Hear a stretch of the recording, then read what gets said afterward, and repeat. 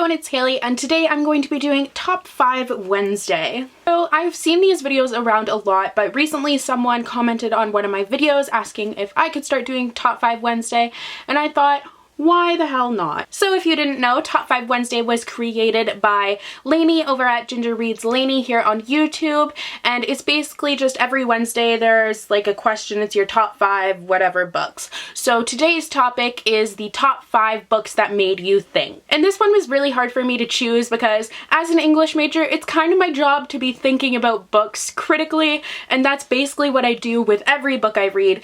But I'm just going to be focusing on books that I read for pleasure, except for one of them. One I did read for school, but I loved it so much that I'm just including it. So I'm going to start with the two obvious ones, and those are my top 2 absolute just favorite books I have read so far in my lifetime. And the first one is The Book Thief by Marcus Zusak. I actually lent this out to a friend, so I don't have it on me right now, but just everything about this book just made me I was just so engrossed in the story and in the characters and just the atmosphere surrounding the story that it just really kind of made me think critically about like words and the way I was using them and the books that I was reading, and it just made me think more deeply into kind of World War II and the conditions of like Germany at the time, other than like the actual war, like the conditions of just German citizens at the time. And it really made me think about children and how like they were affected by the war, and it kind of made me just think more critically than I have like in my history classes about the war. You never really think about how many people are affected by it, and I think the hiding narrative that's woven into this story is just such a beautiful, beautiful story, and just the overall writing of it, it just really kind of like, this story just embedded itself in my mind, and it is one that I think about all the time, and I still just can't get over it. I just absolutely love it. And number 2 is The Fault in Our Stars by John Green. If you didn't know and you haven't watched my videos before, I have read this book 15 times now, I think.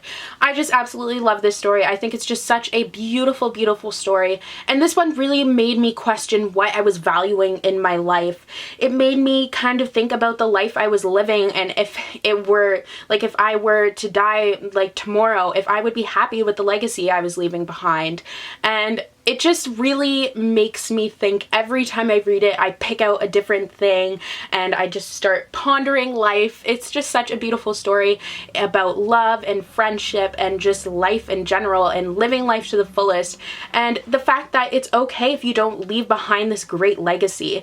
You have people who loved you and remembered you, and to them you did leave a great legacy. And I think that realization that this book, like the revelation that I had reading this book of that, just really kind of changed my life and changed my perspective on the things that I do. I lied, actually 2 of these I read for school, but the one I reread for pleasure, and that one is The Giver by Lois Lowry. This is the first dystopian novel that I ever read. I read it in 6th grade and I did really like it. It was very, very interesting, but it really made me start kind of thinking about the world that I live in and kind of comparing this society to the society that I live in now. And I mean, I was in 6th grade, so I wasn't really thinking it so much then. Like, I didn't really realize what I was thinking, but I was kind of thinking about if like our world could become the world in this book. And I reread this book last year, and I really started thinking about it, like ripping this book apart, just kind of dissecting it and seeing if it truly could be our future. And it's really a scary book because of that. And also 1984 made me think like that, because 1984 and Fahrenheit 451, both of those books are also very like close to reality right now, dystopians, and it's really, really scary to consider that. I mean, this one isn't so much close to reality, but just kind of the way that the society conceals things, it's kind of interesting to think about in terms of censorship and the world today, I guess, if that makes sense. The next book made me think for kind of boring reasons, but that is The Unbecoming of Mara Dyer by Michelle Hodkin. This book didn't really make me think for like philosophical reasons and like life realization. It was just like, what the F is going on? The whole time I was reading this, like trying to figure out like what was happening and just what just what is basically the word I would use to describe this book. And in that way, it really made me think. I mean, I was constantly trying to figure it out, and it just, this book, man, it's what? And the last book I wanted to talk about is Anne of Green Gables by L.M. Montgomery. I read this recently, like last month or the month before, and I read it for my Canadian literature class, and I had grown up watching the movies as a kid. My mom absolutely loves these stories, and I wasn't sure if I was going to like the book, but I absolutely adored it. It's just such a beautiful, beautiful story, and it made me think of how Canadian I was and what it kind of meant to be Canadian, and it also made me think of back to my childhood and kind of my imagination, and it made me consider, like, when did I get rid of that imagination? Like, when did that leave?